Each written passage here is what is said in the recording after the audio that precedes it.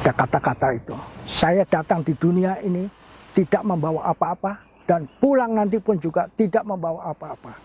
Hanya satu, yaitu tadi. Satu, surga pilihan saya, bukan neraka. Tinggal pilih, surga apa neraka? Surga. Lantas dunia gimana? Tinggalkan, saya tinggalkan. Makanya saya jadi pemulung. Saya sudah mendapat label atau panggilan atau jabatan. Apa jabatannya? Jabatan saya, panggilan saya, label saya, orang gila.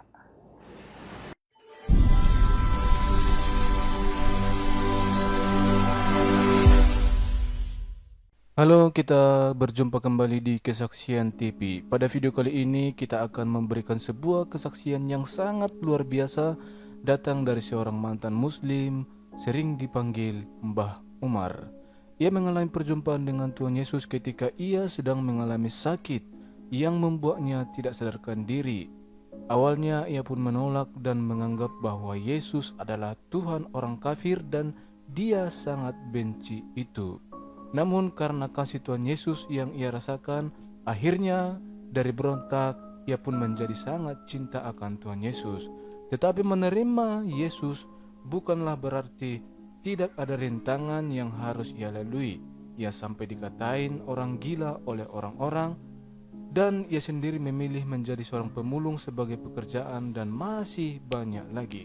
Bagaimana kisah Mbah Umar selanjutnya?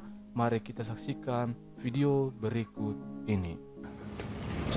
Saya mengenal Tuhan Yesus di waktu saya sakit. Disitulah saya ditemuin atau diperlihatkan Tuhan Yesus. Malahan roh saya ini dibawa. Saya sendiri masih sadar, saya masih melihat tubuh saya tergeletak tidur di tempat tidur. Saya melihat, dan saya rasanya itu saya bisa terbang, saya bisa menembus atap, naik terus sampai ke awan-awan. Dan saya diajak bicara sama Tuhan Yesus. Tadinya saya itu tidak mau menerima, karena saya tahu jelas, karena saya ini orang muslim. Ayo Mar, ikut aku. Jawabku begitu mungkin menyakitkan hati Tuhan. Dan Tuhan Yesus itu, saya jawab kayak begitu, gak pernah marah. Dia cuman ketawa mesem aja. Ngapain aku ikut Allahnya orang kafir? Kamu kan Allahnya orang Kristen, orang kafir. Tuhan Yesus gak marah, gak apa-apa, cuman mesem aja. Justru yang marah itu pendampingnya kiri kanan itu, mau banting saya. Setelah lama saya diajak bicara dan saya dielu-elukan. Saya rasanya kayak disayang, kayak anak kecil. Akhirnya saya sadar, saya diam aja. Tadinya saya berontak terus, ngeyel, istilahnya orang Jawa ngeyel, ngengkel, ngotot. Saya tidak mau. Tapi hasilnya lama-lama saya sadar, diam saja. Akhirnya saya dikembalikan lagi ke rumah saya, ke tubuh saya. Dan waktu itu saya terus langsung sembuh, segar.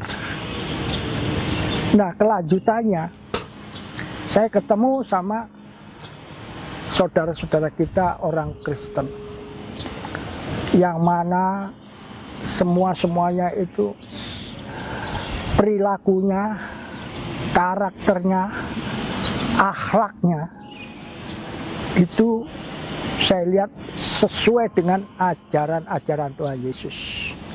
Apa itu ajaran Tuhan Yesus? Ajaran Tuhan Yesus itu banyak sekali. Namun saya ambil intinya satu, adalah kasih. Hanya kasih.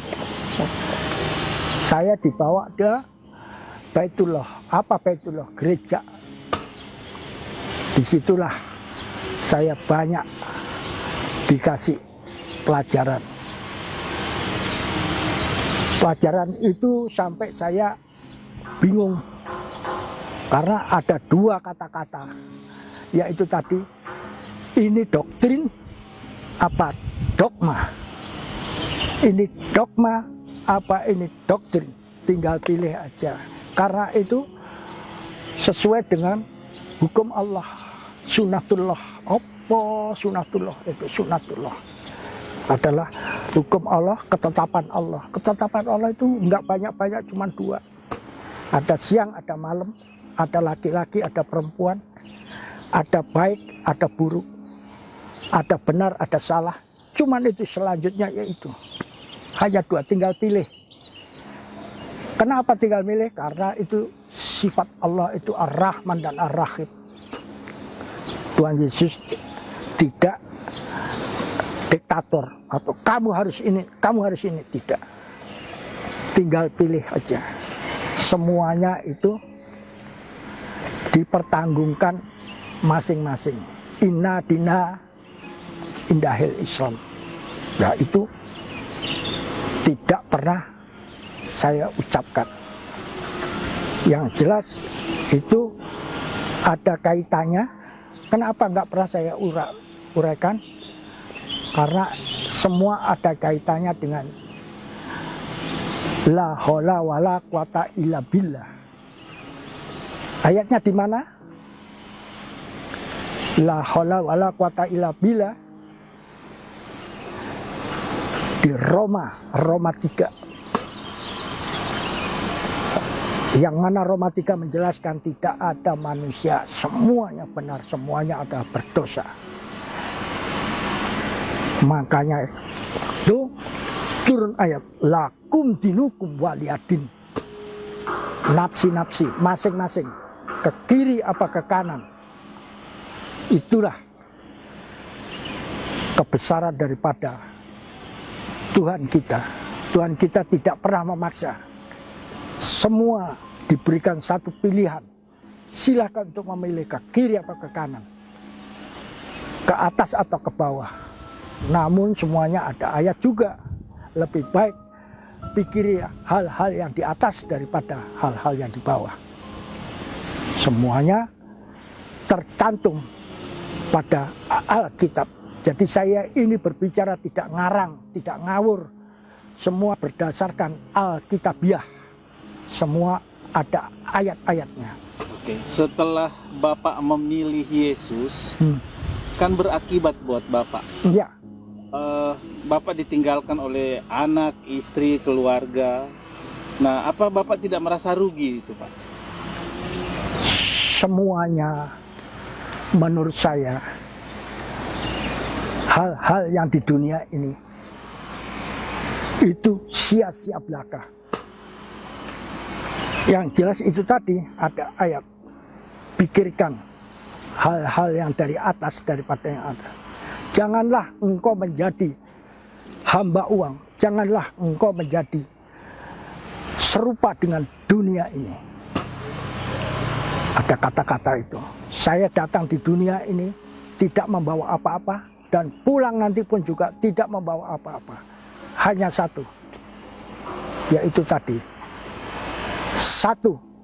Surga pilihan saya. Bukan neraka.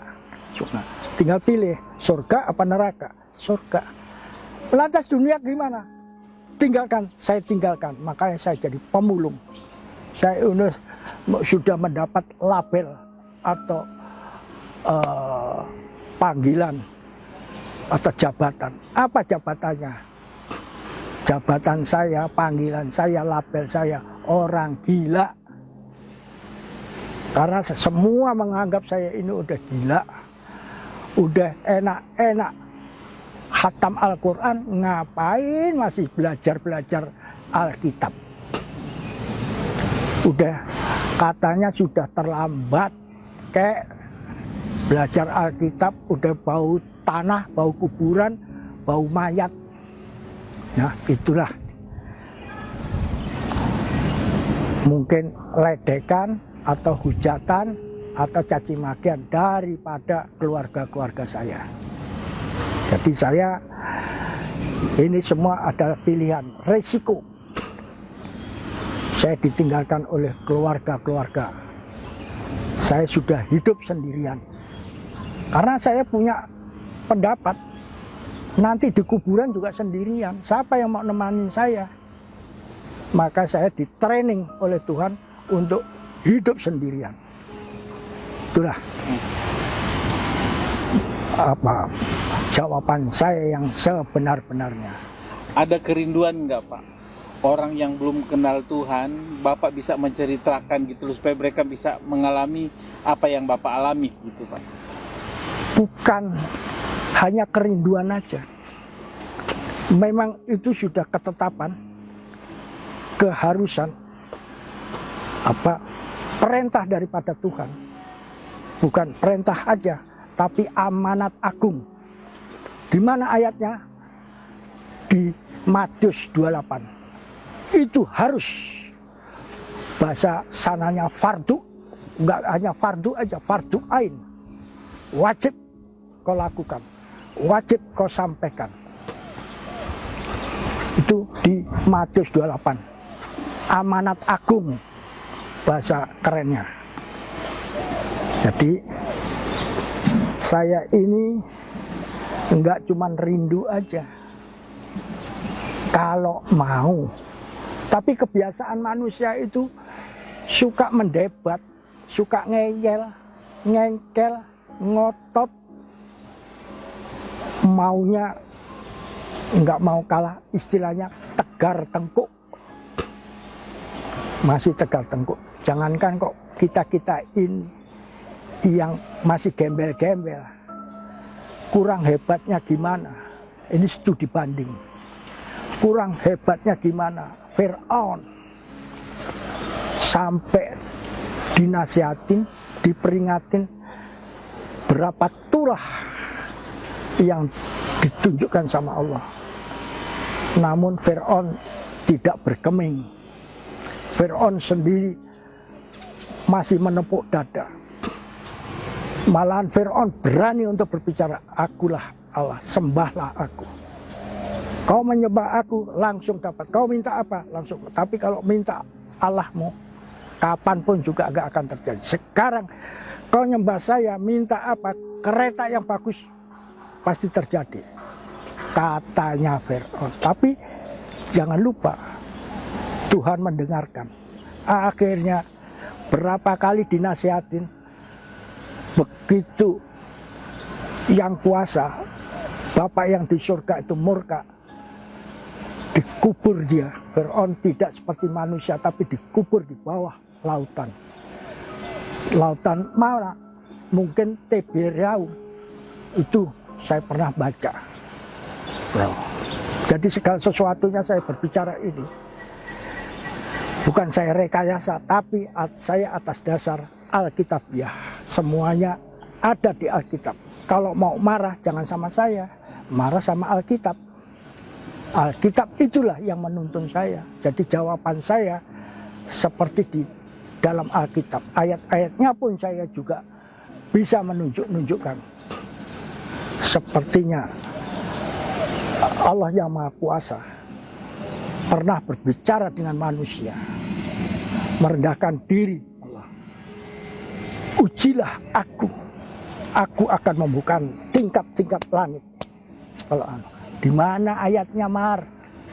Di Maliaki. Buka.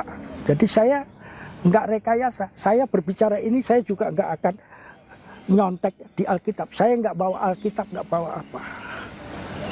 Alkitab saya adalah di otak saya. Semua ada masuk di otak saya. Kurang percaya, buka Maliaki 3 akan kubukakan tingkap-tingkap langit kau. Hebatnya begitulah kebesaran Allah kita ini.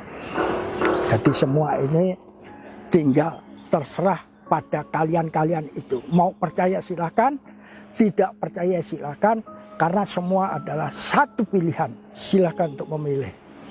Saya sendiri mengajak kalian-kalian ini untuk hidup yang benar, bukan yang baik.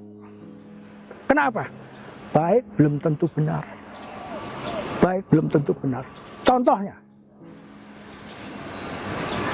hemat pangkal kaya. Itu ajaran manusia.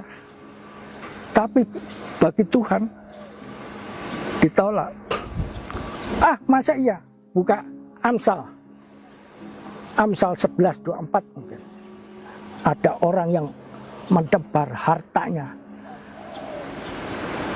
nggak gembel-gembel, nggak sengsara. Ada orang yang menghemat hartanya, justru kekurangan terus. Jadi rumus, dalil, ayat daripada hemat pangkal kaya itu salah. Jadi ya baik, karena itu pelajaran sekolah, tapi baik belum tentu benar untuk Tuhan.